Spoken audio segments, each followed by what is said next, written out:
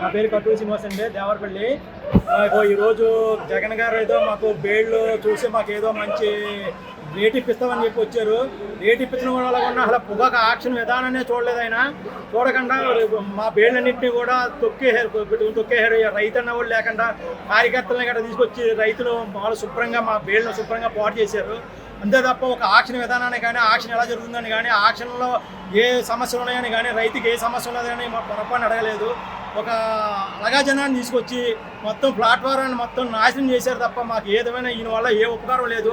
మా బేళ్ళు నాశనం అయిపోయి తొక్కేసి బేళ్ళు మళ్ళీ వెనక్కి పట్టుకెళ్ళాలంటే చాలా ఇబ్బందిగా ఉంది. దీన్ని బట్టి ఇలాంటి నాయకులు మనకు అవసరమని ఒక ఆలోచించవలసిందిగా కోరుచున్నాం. ఇక్కడ పొద్దున్న నుంచి కూడా ఎంతో ఉత్కంఠంగా ఎదురు చూసిన ప్రతిపక్ష నాయకుడు వస్తున్నాడో ఆయన హోదా లేకపోయినా సరే ఏదో మార్కెట్ గురించి దానికి ఏదో చెప్తారని వైఎస్ఆర్సీపీ నాయకులందరూ కూడా మమ్మల్ని ఇక్కడ ఆపారు.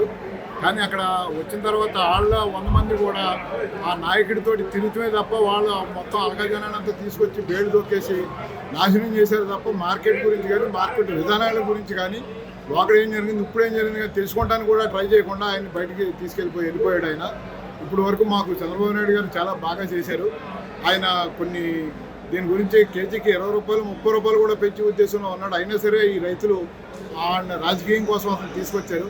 ఒక నియోజకవర్గం నుంచి కాకుండా మొత్తం జిల్లా అంత నాయకులందరినీ కూడా తీసుకొచ్చి ఇక్కడ మొత్తం దింపి మా స్థానికంగా ఉన్న రైతులకు కానీ, ఆ బేళ్ళు పెట్టిన రైతులకు కానీ సపోర్ట్ చేయడం లేకుండా నాశనం చేసి మమ్మల్ని మొత్తం సర్వనాశనం చేసి వదిలేశారు.